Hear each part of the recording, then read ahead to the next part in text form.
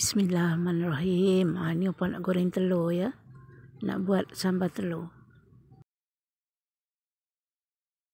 2 biji bawang besar, 3 biji bawang putih, ada halia setengah inci. Cili kisar ni dah habis langsung ya. Upah rebus. Lepas tu gunting, buang biji. Dikisar semua ya, kisar halus. Bawang besar, bawang putih, halia dan cili kering. Panaskan minyak, tumis bahan kisar tadi tu. Tumis hingga kering dan pecah minyak ya. Letak air ya untuk masakkan lagi cili tu. Biarkan cili tu masak betul-betul ya.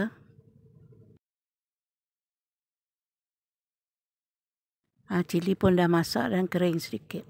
Boleh masukkan sos cili ya.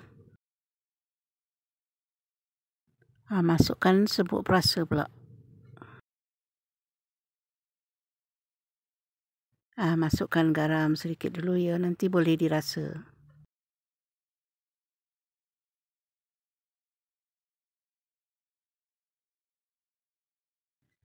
Gula tu ikut manis masing-masing ya.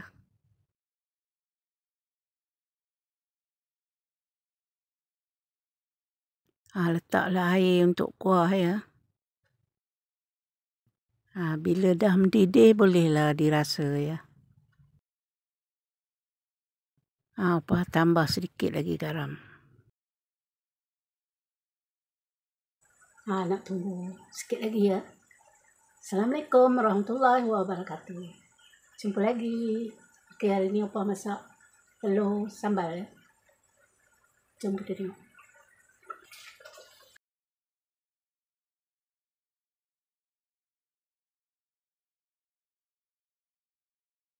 Masukkanlah telur yang digoreng tadi itu ya.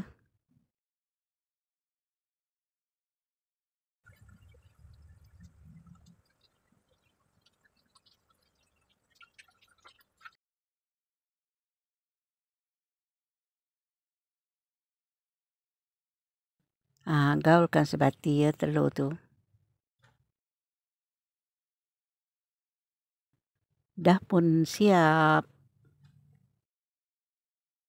Ini apa nak masak sambal kacang ya. Kacang tanah.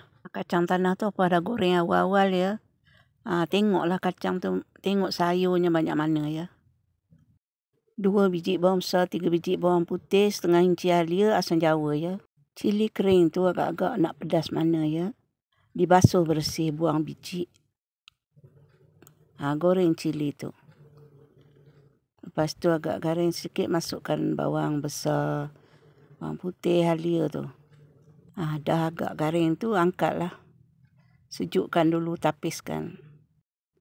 Kisar kacang tu dulu ya. Masukkan garam tu agak-agak dulu. Gula tu nakkan manis ya. Asam jawa dan cili yang kita kisar tadi tu. Letak air suam ya. Tak adalah panas nak gaulnya. Lupa tadi apa nak gaul dengan gula merah sekali. Dirasa dulu. Ni apa nak celur tauge dengan kangkung ya. Celur tu sekejap je, jangan bagi layu sangat. Masa bilas tu dengan air ais, dengan ketul ais ya, untuk nampakkan hijau.